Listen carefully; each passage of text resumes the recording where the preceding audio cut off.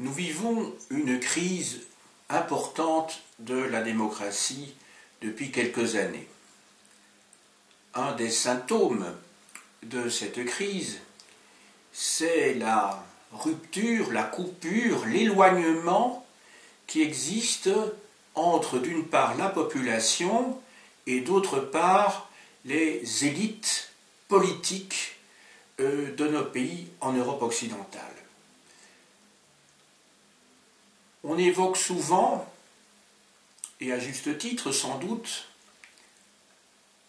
le fait que les hommes politiques ne sont plus en phase avec le monde qui les entoure, ne sont plus en lien direct avec la réalité quotidienne des citoyens, et ça pose évidemment de gros problèmes, puisque aujourd'hui même, en France, le mouvement des Gilets jaunes semble refléter une partie au moins des préoccupations de certains groupes ou de certaines couches, en tout cas, de la population.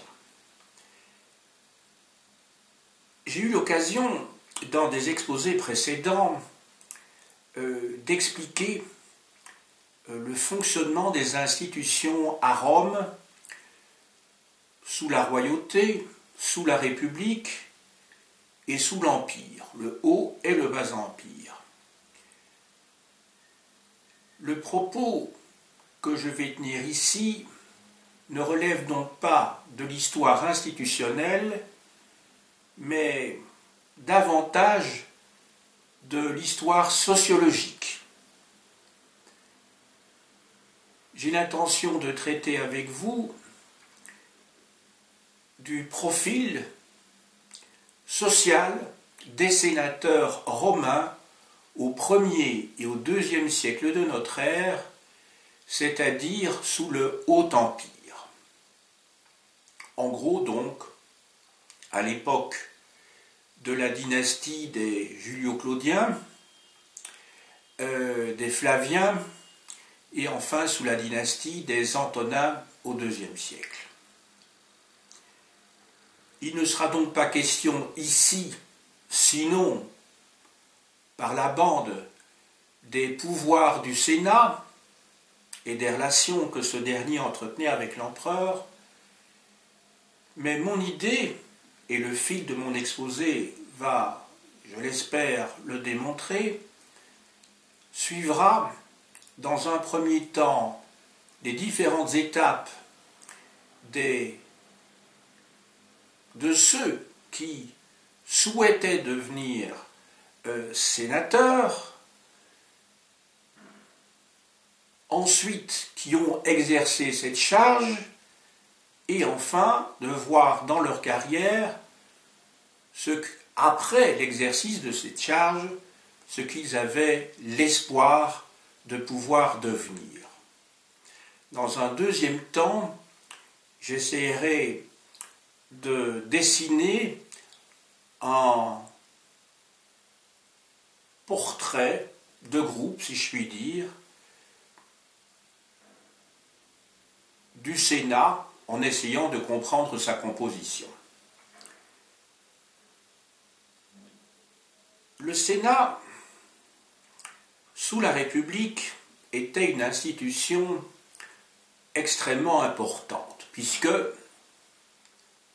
sous la République, le Sénat, c'est le chef de l'État, et non pas, comme on l'a souvent imaginé, mais par transposition anachronique du système présidentiel d'aujourd'hui, ce n'étaient pas les consuls, qui étaient chargés pendant 1 an de la gestion de l'État, mais dans le fond, c'était le Sénat qui avait des grandes prérogatives et qui tenait, in fine, les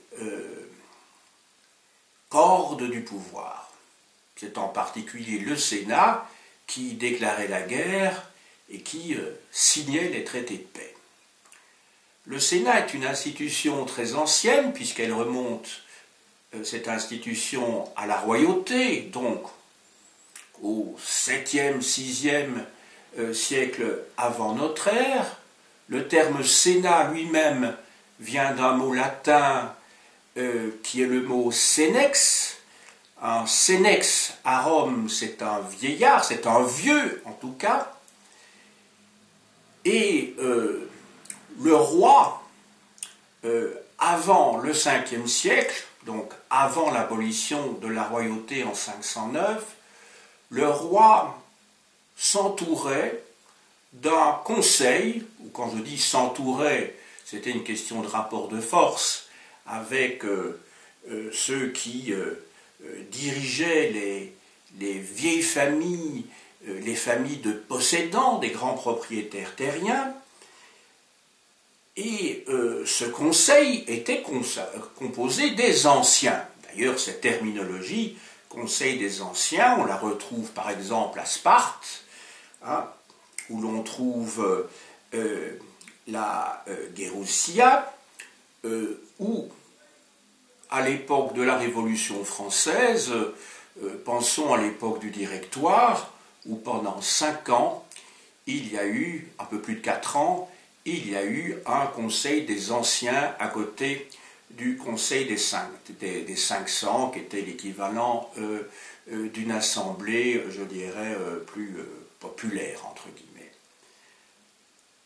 Donc cette idée de conseil, étroit tout d'abord, plus large ensuite, est quelque chose, est une institution que l'on retrouve dans la plupart des systèmes politiques. Celui qui dirige le pays, qui dirige un État, a besoin d'être conseillé.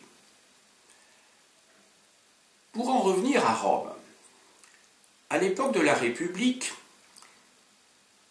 et ce sera encore le cas d'ailleurs à l'époque de l'Empire, le Sénat bénéficie d'une part de son ancienneté et d'autre part de son immense prestige.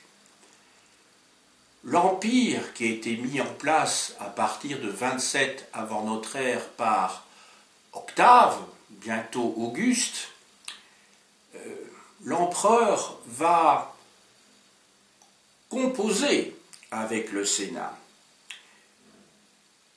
Le Sénat ne sera pas pour autant, donc, bien qu'une monarchie se soit mise en place, donc dès la fin du 1er siècle avant notre ère, le prince, puisque c'est ainsi qu'il s'intitule, le mot empereur vient d'imperator qui n'était qu'un de ses titres à l'origine et qui appartenait au langage militaire, puisque l'imperator c'est le général en chef des armées, le général qui triomphe des ennemis de Rome.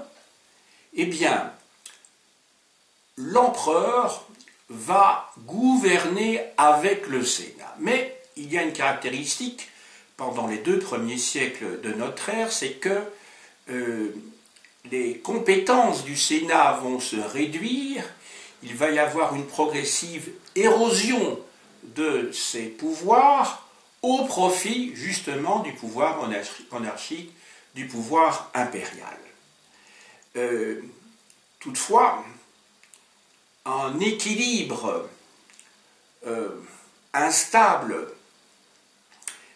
s'installe entre d'une part l'empereur et d'autre part le Sénat, et il y a eu effectivement des empereurs des empereurs tyranniques qui n'ont pas du tout tenu compte du Sénat, des sénateurs, alors que d'autres, en revanche, je vais les citer tout à l'heure, ont fait grand cas justement de cette vénérable assemblée.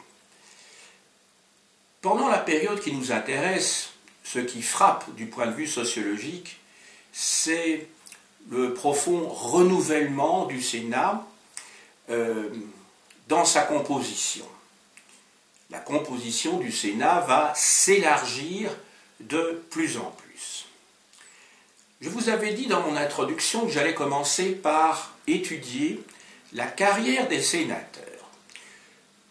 En fait, il y a 3 étapes. La première étape, c'est celle du recrutement. Comment entre-t-on au Sénat? En fait, il y a un certain nombre de conditions légales qui sont imposées, et d'autre part, à côté de ça, il y a aussi une condition officieuse. Les conditions légales tout d'abord. À l'origine, au départ, il y avait 4 conditions. Il fallait être un homme, ça semble aller de soi, mais on est dans des sociétés de type patriarcal, où ce sont les hommes qui dominent, mais il ne faut quand même pas oublier cette condition. Deuxième condition liée à l'âge, il fallait être âgé de 18 ans, au moins. Troisième condition, dans le Sénat républicain, c'était des conditions sociales et économiques. Conditions sociales, tout d'abord, c'était des conditions liées à votre sang, à votre appartenance à de vieilles familles. Conditions économiques, ensuite, c'est qu'il fallait disposer d'une fortune importante. D'ailleurs, Auguste, lorsqu'il arrive au pouvoir, enfin, quelques années après être arrivé au pouvoir, il va faire monter la somme, la fortune minimale requise quant au sens imposable, c'est-à-dire à partir, il fallait avoir un certain montant de fortune pour pouvoir accéder donc au Sénat avec une base, une assiette d'impôt si vous voulez, donc le sens, et cette fortune va devoir se monter à 1 million de sesterces. Autrement dit, lorsque l'on est sénateur sous l'Empire, on est un millionnaire, au sens littéral du terme. Donc au Sénat ne siègent que des gens riches. Il y aura plus tard quelques personnes un peu plus modestes, mais enfin, le Sénat va rester une assemblée de gens riches qui défendent leurs intérêts et les intérêts d'un État, mais qui n'a aucune préoccupation sociale. Le Sénat n'est donc clairement pas une institution démocratique. Donc vous avez retenu, première condition l'âge, enfin le sexe, deuxième condition l'âge, troisième condition une condition sociale, le sang, et une quatrième condition, une condition financière, qui est celle du montant de la fortune imposable. Il va y avoir une évolution à partir de l'Empire, donc au 1er siècle de notre ère. Dorénavant, vont s'ajouter à toutes les conditions qui ont été indiquées un certain nombre d'autres conditions, qui sont au nombre de 3. Tout d'abord, une condition qui est liée à votre cursus, en termes de pouvoir, et ensuite 2 conditions de type militaire. La première condition, c'est qu'il faut avoir appartenu pour pouvoir accéder au Sénat au viginti vira. Alors que signifie le terme viginti vira? Alors dans viginti vira vous avez 2 mots latins, viginti qui veut dire vin, et vira qui vient de vir qui veut dire homme. Il y avait 4 collèges au sein du viginti vira, là je le prononce à la française et puis sous sa forme latine. Il y avait 4 collèges qui avaient des missions liées à la gestion de la ville. Ensuite, à côté de ça, s'ajoutent donc 2 conditions liées à la carrière des armes, des conditions militaires. La première, c'est qu'il faut avoir exercé, avoir été le chef d'une des 6 turmes de cavalerie. Ensuite, il faut, en tant que porteur de la laticlave, c'est-à-dire de cette toge en bas de laquelle vous avez une large bande qui est cousue et qui vous distingue de la population. C'est une sorte, je dirais, de barrette, hein, comme pour les officiers d'état-major aujourd'hui. Une grosse barrette avec des étoiles. Alors, il faut avoir été membre, en fait, ensuite plutôt, membre de l'état-major d'une légion. Donc vous voyez que ça fait beaucoup de conditions. Il y a les 4 conditions initiales, et alors s'ajoute encore à cela 3 nouvelles conditions à partir de l'Empire, le fait d'avoir exercé une fonction au sein d'un des 4 collèges du Vigintivira, et d'autre part avoir exercé des fonctions d'abord de commandement dans la cavalerie, et ensuite d'avoir, comment dirais-je, travaillé dans un état-major d'une légion. Donc vous voyez, c'est extrêmement difficile de pouvoir remplir toutes ces conditions. Quoique, on va comprendre quelle est la subtilité dans l'affaire et le moyen de passer outre. Effectivement, quand vous étiez passé par ces différentes catégories ou groupes, il y avait ensuite le début de la carrière politique proprement dite, de ce qu'on appelle le cursus honorum, c'est-à-dire la course aux honneurs politiques, donc. Alors, on passait d'abord par la questure, puis par le tribunat, puis par la préture, et enfin par le consulat. En fait, ces différentes étapes dans le cursus honorum, donc je les répète, questure, tribunat, prétoire, donc, et en fait consulat, ces différentes étapes ne pouvaient être atteintes que si l'on possédait chaque fois un âge qui était déterminé, 20 ans, 25 ans, 30 ans, 35 ans, en l'occurrence.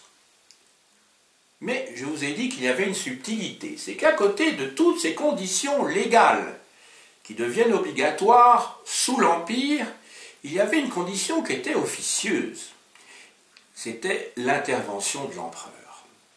L'empereur avait la possibilité, ou plutôt il s'était donné la possibilité, parce que tout est une question de rapport de force, et ici nous ne sommes justement pas dans la légalité, nous sommes dans les usages, mais des usages qui se sont donc imposés par la force, justement, par le rapport de force politique. L'empereur avait la possibilité de proposer une liste de candidats qui limitait donc le choix des sénateurs eux-mêmes quant à la possibilité de faire entrer l'un ou l'autre candidat. Alors cette étape, ou plutôt ce moyen, c'est ce qu'on appelle la commendatio, la recommandation. Ensuite, il y avait un autre moyen par lequel l'empereur pouvait intervenir dans la nomination, la désignation d'un individu pour qu'il puisse accéder au Sénat. C'était en fait un véritable passe-droit, hein, qui était accordé, qui était utilisé par l'empereur au bénéfice du candidat ou du postulant, en autorisant celui-ci à sauter l'étape de la questure. Alors, ce procédé s'appelle l'ad lectio. L'ad lectio. Donc je le prononce à la latine, hein. Si vous le prononcez à la française, c'est la la commendatio et d'autre part l'adlectio. Enfin, bon, je préfère me prononcer à la manière dont on parlait, je dirais, au 1er siècle avant notre ère, au 1er siècle après, c'est-à-dire avec la prononciation que l'on apprend dans l'enseignement secondaire, qui est la prononciation cicéronine. Donc la commendatio et de l'adlectio. Une fois qu'on était entré au Sénat, donc une fois que l'on avait rempli ces différentes conditions, ou que l'on était rentré par la bande au Sénat, on en arrivait donc à l'exercice de la charge de sénateur. Le pouvoir des sénateurs, je vous ai dit que je ne comptais pas m'y attarder, puisque ça a été déjà l'objet de leçons antérieures, lorsque j'ai traité des institutions à Rome sous la République et sous l'Empire. Le pouvoir des sénateurs, ou plutôt leurs compétences, quelles étaient-elles? Les sénateurs avaient un double rôle. Ils avaient tout d'abord un rôle consultatif, c'est-à-dire que l'empereur leur demandait leur avis à propos d'un certain nombre de questions, et ils avaient ensuite un rôle législatif. Dans les deux cas, il y avait délibération. Alors, rôle législatif, c'est-à-dire que les sénateurs, n'oubliez pas qu'ils sont la tête de l'État. On peut dire que l'ensemble des sénateurs, en tout cas sous la République, sous l'Empire, ça va être de moins en moins le cas, d'autant plus que l'empereur est de fait le véritable chef de l'État, les sénateurs délibéraient et votaient des lois. Ces lois s'appelaient des senatus consultes. Ils avaient vraiment force de loi. Alors, quelle était la place de l'empereur dans tout ce processus législatif? C'est intéressant de voir l'évolution des rapports, des relations entre d'une part l'empereur et d'autre part les sénateurs.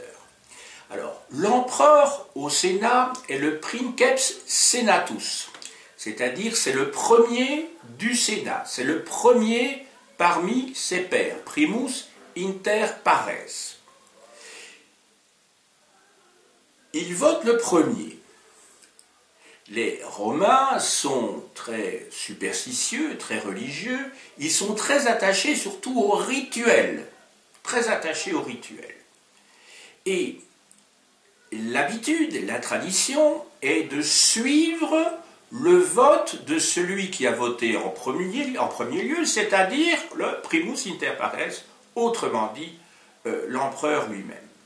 Autrement dit, la position du princeps, parce qu'au fond, le régime que l'on appelle l'Empire, en tout cas pour les 2 premiers siècles, c'est très clairement le principat. Pour le bas-empire, ça peut se discuter. Là, on peut parler d'ailleurs de dominat. Le terme d'empire est peut-être davantage adéquat pour parler des 3e, 4e et 5e siècles. Mais pour les 2 premiers siècles, et certainement pour le premier, on doit parler de principat, parce que c'est le régime qui est mis en place par Auguste, d'ailleurs de manière très subtile, très lente, pour arriver à ses fins, de telle manière que les vieilles institutions républicaines ne soient pas bouleversées, d'autant plus que lui-même, dans sa propagande, se montre très attaché aux vieilles valeurs romaines. C'est un subtil politique qui essaie de combiner l'ancien et le nouveau, d'ailleurs. On pourrait dire d'une certaine manière le changement dans la continuité, si vous voulez, pour reprendre le slogan d'une campagne présidentielle qui remonte maintenant aux années 1974 en France, vous voyez de qui je veux dire. Voilà, donc l'empereur, le prince, oriente les choix, enfin souvent en tout cas, les choix de l'Assemblée, mais il y a en tout cas un principe, si je puis dire, sans faire de jeu de mots, c'est qu'il ne peut pas entrer en conflit avec ses pairs, P-A-I-R-S. Alors, pratiquement, comment les relations ont-elles évolué? En fait, si on lit Suétone, qui écrit, comment dirais-je, la vie des 12 Césars, donc 12 biographies qui se succèdent à partir d'Auguste. J'allais dire à partir de César. Non, c'est à partir d'Auguste, sauf erreur de ma part. Il y a un petit temps que je n'ai plus Suétone entre les mains.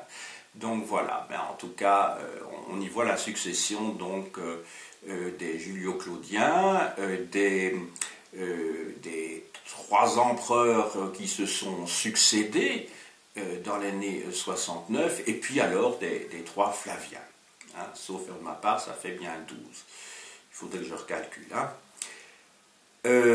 En partant de César, donc César, si on compte César, attendez, je vais calculer, sinon on le supprime tout simplement, donc ce serait César, Octave, Tibère, Claude, Caligula,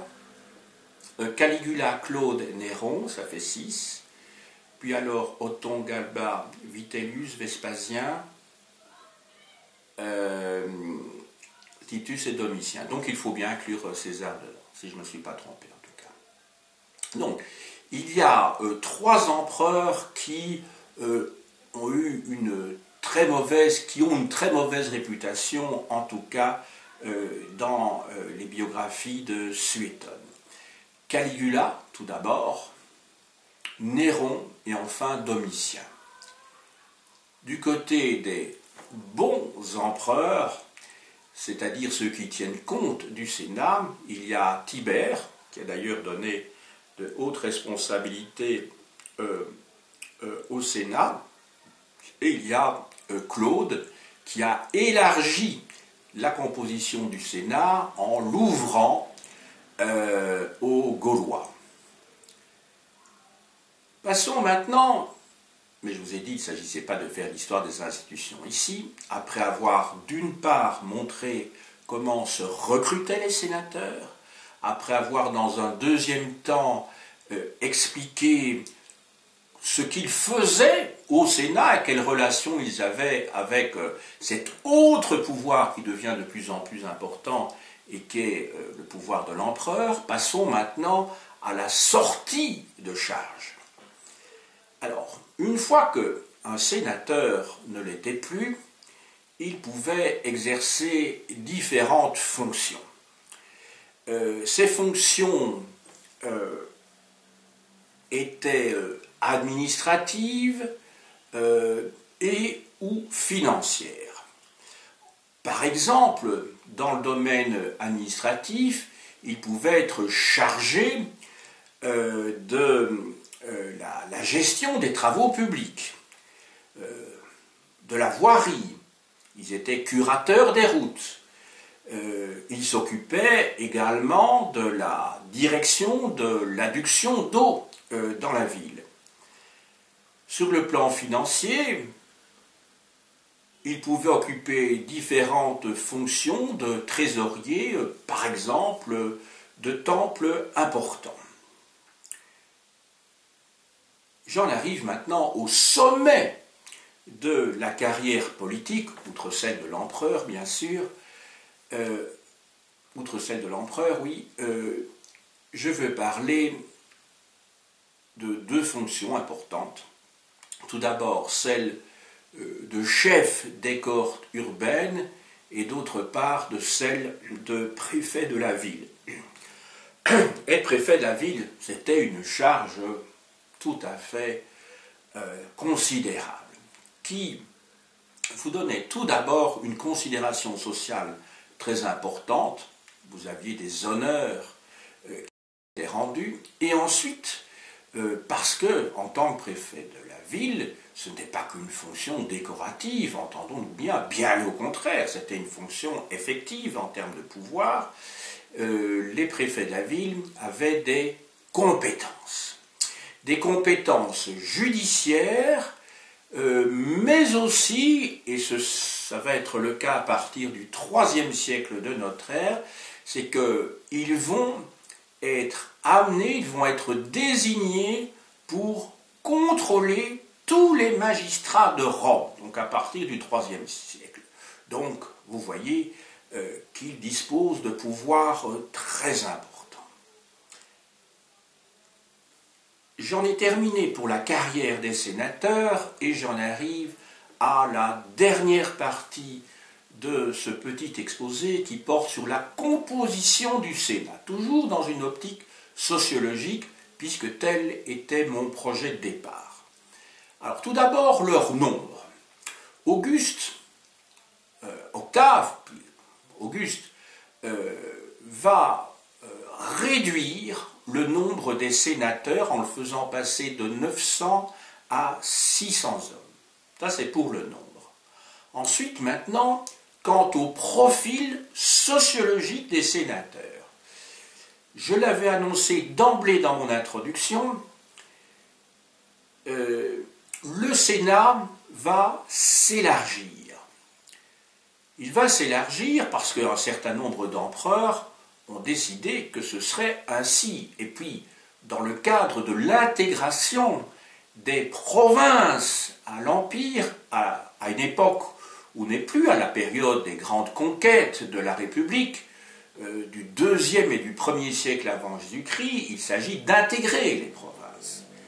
Donc il s'agit d'intégrer en fait les élites, ceux dont on suppose qu'ils ont du pouvoir sur leur population, ou une influence en tout cas. Sous la République, le Sénat était composé par des membres de la nobilitas, donc de la noblesse. Alors, il ne faut pas confondre la nobilitas avec le patriciat, c'est-à-dire ce vieil ordre qui remonte à la royauté et qui comprenait les vieilles familles de propriétaires terriens.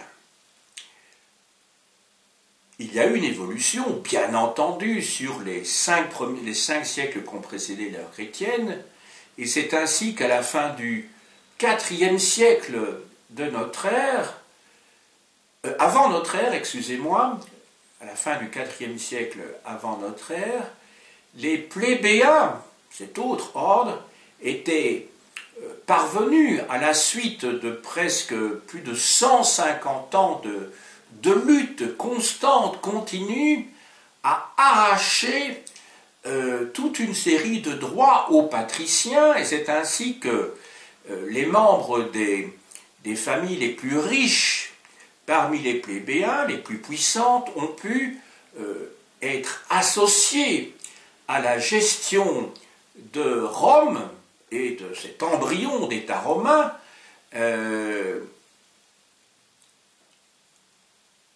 ce qui explique que lorsque je parle ici de nobilitas, il ne s'agit pas donc d'un, comment dirais-je,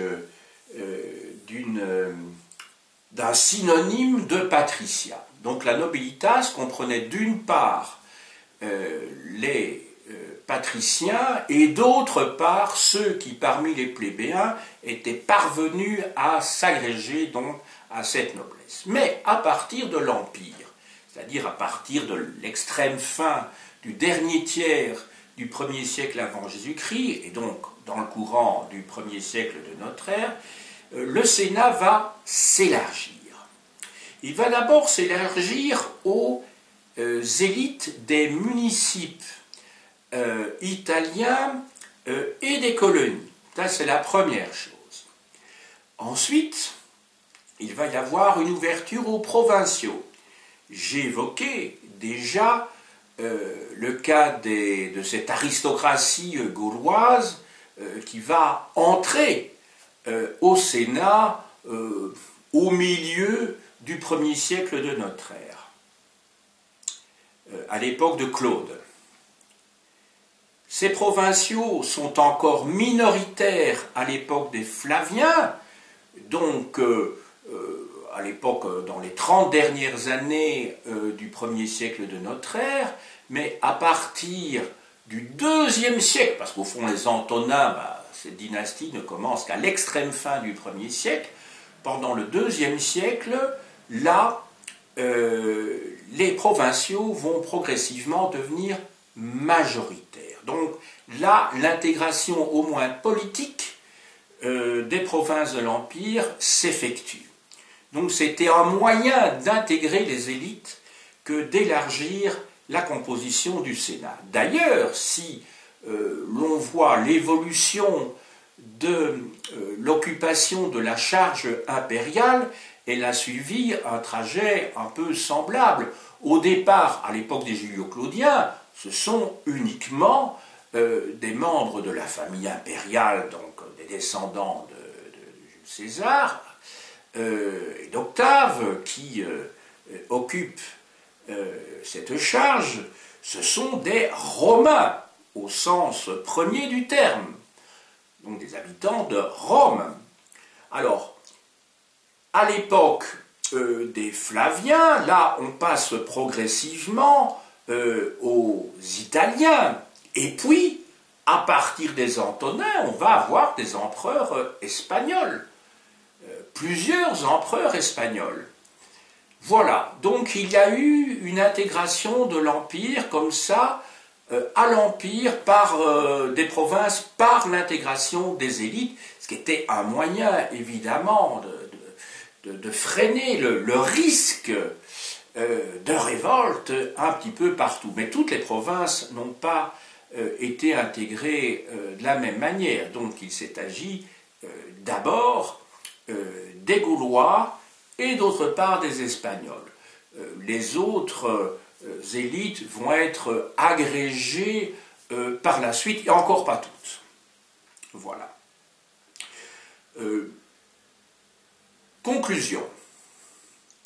J'espère par mon propos vous avoir expliqué que tout d'abord, le Sénat n'est pas une assemblée démocratique. Ça, je crois que vous l'avez bien compris. On est dans un régime qui, aux yeux des penseurs du XVIIIe siècle, combine, c'est ce que dit Montesquieu, en tout cas, combine de manière équilibrée le principe monarchique, le principe aristocratique et le principe démocratique, mais très clairement, en ce qui concerne le Sénat, on est dans le principe aristocratique, dans le sens de que ce sont quelques familles qui sont associées au pouvoir. Les aristoi, ce sont donc les meilleurs. C'est cela que ça veut dire en grec ancien. Donc, première chose à retenir, c'est qu'il ne s'agit pas d'un régime démocratique. Quant à son accession, quant au recrutement, et surtout par rapport aux intérêts qui sont défendus dans cette assemblée. Il s'agit d'une assemblée de notables, de gros notables. Donc il n'est pas question de défendre les intérêts de la population. C'est les intérêts d'un État impérialiste qui sont défendus. On a vu que la composition du Sénat s'est élargie pour des raisons que j'ai évoquées, des raisons tactiques aussi, parce que ça n'aurait pas pu, cet empire n'aurait pas pu tenir en tant qu'État en se limitant à un groupe de quelques individus comme ça, romains. J'ai montré aussi que les pouvoirs du Sénat se sont érodés, même si ce n'était pas au cœur de mon propos, puisque mon propos était d'ordre plutôt sociologique qu'institutionnel, et je crois donc que, une fois de plus, en tout cas c'est mon objectif, je crois que l'intérêt d'un cours d'histoire permet de prendre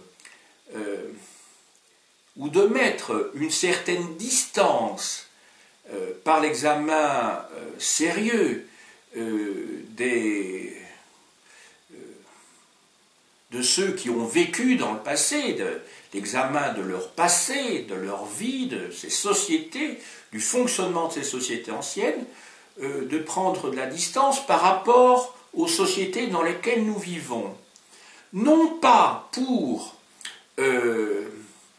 se dégager de l'actualité, parce que nous sommes des citoyens, nous avons notre mot à dire, mais parce que peut-être en comparant nos sociétés actuelles avec le passé, on peut peut-être mieux comprendre certainement le fonctionnement de nos sociétés, parce que quand même si ces sociétés sont anciennes, elles sont quand même à l'origine de nos sociétés. Il ne faut quand même pas l'oublier.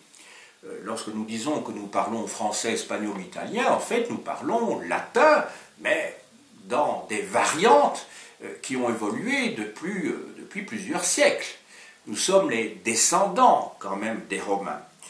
Nous sommes les héritiers des Romains, pas seulement d'eux bien sûr, mais nous sommes entre autres les héritiers des Romains. Et le droit romain nous a fortement influencés, et sur le plan sociologique, je crois que c'est intéressant quand même d'essayer de comprendre comment ces sociétés fonctionnaient. Alors, loin d'avoir un regard d'intellectuel par rapport au monde contemporain, tout ça devrait inciter les citoyens d'aujourd'hui à s'engager, je crois. À s'engager. Il n'y a pas de fatalité. Il n'y aura pas toujours ceux qui possèdent qui gagneront. L'histoire prouve le contraire. Mais c'est un combat qui est sans cesse à recommencer. Il ne faut en aucun cas avoir une vision téléologique de l'histoire, donc imaginer qu'un jour le combat sera terminé une fois pour toutes. C'est un combat de tous les jours qui concerne tout le monde, en tout cas tous ceux qui se trouvent du mauvais côté de la barrière. Et donc, c'est l'espoir que je formule en tant que vieux professeur, enfin pas si vieux que ça, mais quand même professeur qui a de l'âge, qui a de l'expérience. Je continue à être persuadé que le cours d'histoire reste un cours essentiel pour la formation des jeunes, mais également dans le cadre de la formation continue des adultes qui, s'ils n'exercent pas ce métier, ont tant de choses à apprendre. Et pourtant, je ne suis pas un adepte de l'histoire maîtresse de vie, de l'historia magistra vitae, comme on disait, comme le Cicéron le disait déjà, et c'est une formule qui a été reprise à partir de la Renaissance, mais je crois que le recul permet toujours, si ce recul est accompagné d'un examen critique des sources, d'y voir plus clair. J'ai dit.